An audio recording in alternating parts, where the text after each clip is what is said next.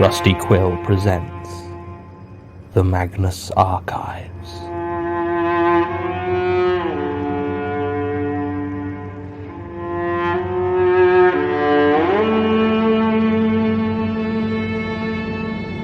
Episode 18, The Man Upstairs.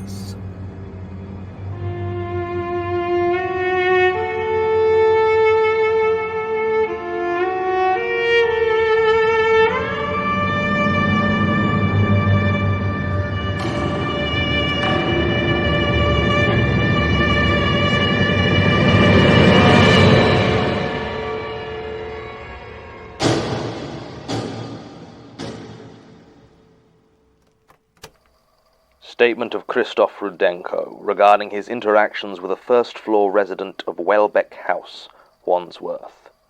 Original statement given December 12th, 2008. Audio recording by Jonathan Sims, head archivist of the Magnus Institute, London. Statement begins. Never buy a ground floor flat. It may seem like a good idea, especially if, like me, you just spent a decade dragging shopping up 3 flights of stairs every week, but it's noisier, always has a worse view, and is far more prone to break-ins and other problems. And then there is the matter of upstairs neighbours. I know that higher floors will more often than not also have people living above you, and moving from living in a top-floor flat to the ground floor like I did is not a common thing, but it's still true. I never had any real concerns about it until I moved to the ground floor of Welbeck House. These days I keep a much closer eye on those I live near. Welbeck House is a 5-storey block of flats in Wandsworth town centre. A great area to live, actually. It's close enough to London proper that you can commute in easily, and enough amenities that you don't often need to, especially if, like me, you're self-employed. It wasn't cheap, but I've always been good with money, so when I decided to try and actually buy a place at age 34, I was able to afford a nice flat. After almost a year of searching, I settled on the ground floor at Welbeck. At the time, I hadn't really given much thought to my neighbours. Those I had encountered in the course of buying the place had seemed nice enough, and the previous owners of my flat hadn't mentioned anything.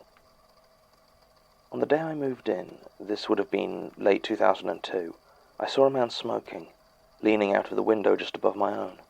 It was a grey, overcast day, and the forecast had said there would be rain later, so I was keen to move the last of my boxes inside and start unpacking, and I didn't really pay him much attention.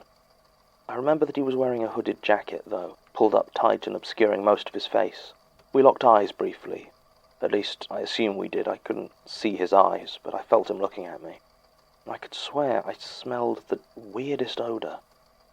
It's hard to describe, halfway between the smell of a pavement after rain on a hot day and chicken that's starting to turn. It was unpleasant, to say the least, but the wind changed and it was gone as quickly as it came. The man in the upstairs window kept watching as I took my boxes inside, just continuing to smoke in silence, till at one point I came outside to get the last bits and noticed he was gone. I was slightly spooked by the encounter. It's hard to say exactly why, as aside from the smell, which could have come from anywhere, there was nothing outwardly upsetting about it. Yet something in the man's manner had shaken me. I didn't even know at the time whether it was a man. That was just an assumption I made, but I certainly had no plans to check. I'm quite a private person, so the idea of going around and trying to meet my neighbours at all was not one that I gave a lot of consideration, let alone this one who had spent the better part of half an hour staring at me. I decided to ignore the whole thing and get on with the process of moving in. I was very successful at ignoring the man upstairs, at least at first. It wasn't difficult, as he was usually quiet and rarely came out of his flat as far as I could tell. In fact, as the time in my new home wore on, I started to recognise the other residents of Welbeck House. The white family that lived across the hall with their little girl. I sometimes heard her in the evening, loudly protesting her bedtime. The old spinster next door, Diane, I think her name was, or Diana. The Asian guy on the first floor that worked nights and slammed the doors too much. I doubt I ever exchanged more than a dozen words with any of them, but I began to know their sounds and their habits. In all that time, though, I'm not sure I ever saw the man who lived above me. Not in the hallway, not out the window. It was like he didn't exist, which was fine by me, except that I would still very occasionally catch a whiff of that smell, rotten and earthy, It would catch me by surprise, and I'd usually spend a minute trying to track it down before it vanished. Once, I swear that as I stopped to look around, I heard the door upstairs close quietly. It seemed to me pretty obvious it was him. It wasn't ideal, but his hygiene problem was nobody's business but his own, and having figured out the source of the smell, it stopped bothering me quite so much on those rare moments that I caught it in the air currents of our building. It didn't enter my home, although I did take to lighting scented candles just in case, a habit I still keep up today. I decided all that was important to me was that he was quiet, which he was, at least for the first couple of years. The banging started on 5th July 2004. I know because it was the day before my 37th birthday, and I was unpacking a crate of beer for the friends I had invited over.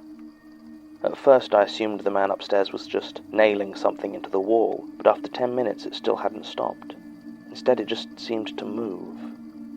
While at first it sounded like something being nailed into his wall, the banging started to move downwards, until it seemed he was knocking things right into the floor. At one point he was hammering directly over the light, causing it to sway slightly with each blow. This went on for almost an hour, and all I could do was try to ignore it, as there was nothing I wanted to do less than climb those stairs and knock on his door. Even so, by the time it finally finished, I was on the verge of doing exactly that. It did stop, though, and after it became clear it wasn't coming back anytime soon, I tried to put it out of my mind and get back to my preparations. Thankfully, there was no disturbance from upstairs during my small party the following night, just the family from across the hall at one point asking for the music to be turned down. In fact, I didn't hear anything from him for another 2 weeks, when the banging started again. Again, it was almost an hour of hammering first into the walls, then moving down onto the floor, before stopping altogether. I was not happy about this, as I'm sure you can imagine, but I was still reluctant to confront this nameless person who lived over me, so I let it slide. From that point on, every 2 weeks it came, the hammering for an hour or thereabouts. I tried to find someone to complain to, but it seemed like whoever lived there owned the flat outright, so there was no landlord or housing association that I could report him to. The final straw came about 6 months later, and it was actually a very simple thing. I got a package delivered incorrectly to my flat. It was addressed to Mr. Toby Carlyle, and the flat number on it was not mine, but that of my upstairs neighbour. The envelope was thick and soft, must have been mainly full of bubble wrap or other packing material. It wasn't much, but it gave me another reason to go upstairs, and while delivering it, I could politely request that he stop his fortnightly hammering. It was harder than I thought to walk up those stairs, and I was surprised to find that my legs were shaking slightly as I reached the top. I got another whiff of that dank, rotten smell as I approached. The carpet immediately in front of the door was stained, ever so slightly, a darker colour than it should have been, as though something had leaked out from underneath it. The wood was old and worn compared to the others in the building, which looked to have been replaced relatively recently. There was no number on it, or any indication that it was, in fact, Toby Carlyle who lived there. I knocked, trying to give the action a confidence that I frankly did not feel. There was no answer, so I knocked again, louder this time, and I heard some movement from inside, gradually heading towards the door. The steps were muffled, like he was walking over thick carpet, until they stopped on the other side. There was no sound at all. I waited for a minute and was just about to knock again when the door opened, just a crack. There didn't seem to be any lights on inside, and it wasn't open wide enough for me to get a good look, or even see the man himself, but it was enough that I heard when a cracked, ragged voice spoke. It said, "What do you want?" Through the crack I was hit by a sudden wave of that rancid air and reeled backwards, fighting back the urge to vomit. Through it I just about managed to stammer out the question as to whether he was Toby Carlyle, that I'd had a delivery for him. There was silence for a second. Then a hand shot out and grabbed the package I held, pulling it out of my grasp before I had a chance to fully realize what was happening. The hand was thin and pale, with long, filthy yellow fingernails. On the back, I saw a single dark red mark, There might have been a cut or a lesion, but it was gone before I had a chance to see it in more detail. The door slammed in my face, and I was left standing in the hall, nauseous and confused. As I turned to go, I noticed that there was a spot of viscous liquid on my jacket sleeve, where the hand had brushed me, thick and off-white. I had to throw the jacket out in the end. I couldn't get rid of the smell. And so that was it for a long time. The man upstairs was named Toby, and he was a disgusting shut-in who smelled rancid and occasionally made hammering noises. It was a long way from ideal, but it was something I could understand and live with. 2 years passed like this, and I had almost forgotten about him, to be honest. He had become just another part of my life and could be lived around. It wasn't until late 2007 I had cause to really think about him again. My mother's health had taken a turn for the worst over the previous few months, and I had made the decision to move back up to Sheffield to be nearer to her. As I mentioned, I'm self-employed, so the move wasn't as much of a difficulty as it might have been, but it did leave me with the need to sell my flat. I don't want to get bogged down with the details of my mother's ailments. In the end, she actually passed away a few months later from complications following an operation. I still ended up moving, though for a very different reason. It was difficult to sell the place. Every time someone came round for a viewing, it ended the same way, and I started to dread when the inevitable question would come, "What's that smell?" It was the third time that the potential buyers, a nice professional couple who worked in the city, pointed out the stain on the living room ceiling. It was subtle at first, a slight discoloration that I had managed to overlook. They assumed it was a leak, and I did too, promising to have a plumber come over and check it out, though I didn't hear back from them anyway. I did call for a plumber, but for whatever reason was told that it would be another week before they could see me.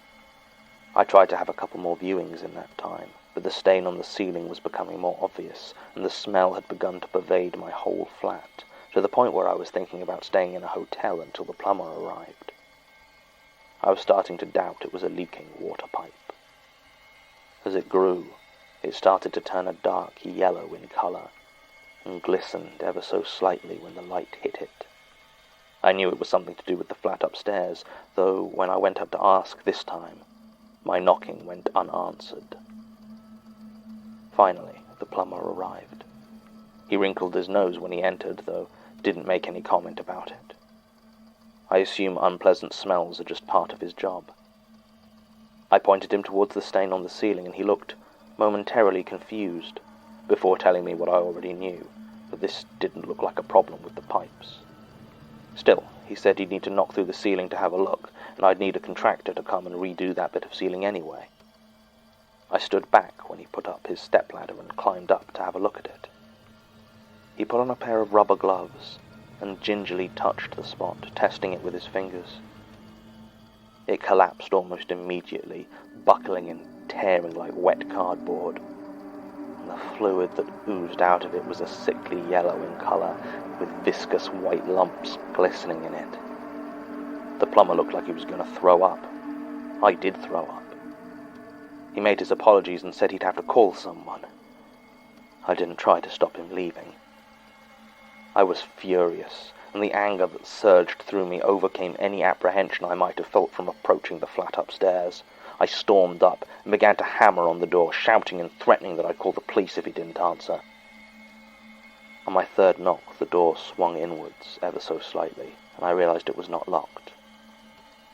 There is little in my life that I regret quite as much as going inside. I pushed the door open as much as I could, but it didn't open very wide, as there seemed to be some sort of resistance behind it. The smell would have been overpowering, but by this point I was almost used to it and fought down the nausea. There was no light coming from inside, and I fumbled on the wall for a switch. I found it, and the instant before I flicked it on, I realized I felt something soft and wet on the wall next to it. Unfortunately, before I had a chance to fully comprehend what I was feeling, I had turned on the light and saw Toby Carlyle's flat in its entirety. The light that came on was weak and tinged with red, but it was enough to see by. I looked around and saw that every surface, The walls, the floor, the tables, everything except the curtained windows was covered in meat. Steaks, chunks of chicken, even a whole leg of what I assume was once lamb had been nailed everywhere. There were layers of it, the newest additions simply stuck on top of the old, and a putrid yellow-white rot could be seen where the oldest pieces had long since turned to liquid. Flies buzzed thick in the air, and maggots carpeted the place. Looking up, I saw the light, too, had been smeared with meat, causing the place to be bathed in that dull red light. Lying there, in the center of the hallway, was the body of Toby Carlyle. His hood was pulled back, and I saw his face was covered in puckered septic lesions and holes. I couldn't tell which of them had once housed his eyes. I was frozen in place by the raw horror of what I was seeing, and almost automatically my hand found its way to my phone and I dialed the police. It was only then that my eyes drifted numbly towards the kitchen. There, in the center of the floor, was a pile of discarded meat and bone, stacked almost as high as a person. It seemed less decayed than the rest of it, though that foul yellow fluid oozed from it, and this is the reason I'm talking to your institute, you see. Everything else could be put down to the problems of a very, very sick man. Nothing supernatural about it, but when I looked at that heaped pile of meat, it moved. I don't know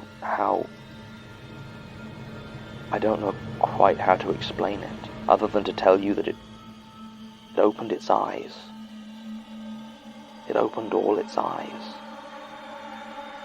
The next thing I remember is the police's arrival and a lot of questions from officers trying to hide the fact that they had just finished vomiting.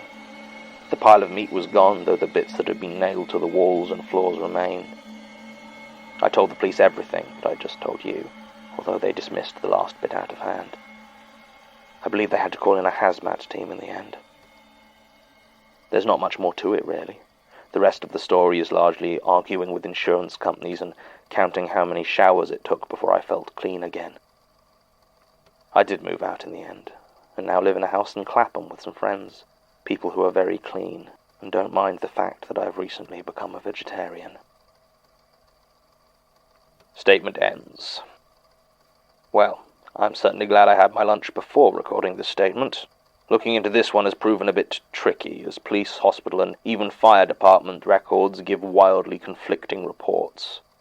What we can be sure of is that on the evening of October the 22nd, 2007, there was an incident at a first-floor flat in Welbeck House that involved hazardous biological material and led to the recovery of the body of one Toby Carlyle, the legal owner of the property. The cause of death was listed as gangrene. We contacted Mr. Rudenko, who confirmed that since moving he had had no further experiences he believed to be linked to these events and, after an extensive course of counselling, was attempting to move past them. He did corroborate the existing statement, though, saying he still believed it to be a true account of what happened to him. I'm not entirely sure I agree, although obviously there's little in the way of evidence to the contrary. One thing puzzles me, however. Sasha managed to get access to some of Toby Carlyle's old financial records, and it didn't appear like he had any real money coming in, and what he did have was largely going to pay council tax on the property. There are no records of transactions at any supermarkets or online delivery firms, and Tim even asked around some of the local butchers, as Martin is still off sick. At the end of all this, we've still been unable to answer one question. Where was he getting the meat? I don't know why, but it bothers me. End recording.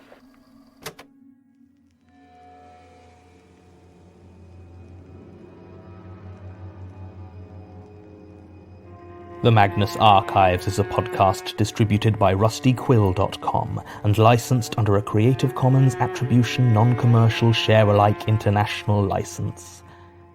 Today's episode was written and performed by Jonathan Sims. It was produced by Alexander J. Newell, Mike LeBeau, and Murray Porter, and directed by Alexander J. Newell. To comment on episodes, make donations and view links, images, videos, and show notes, visit rustyquill.com.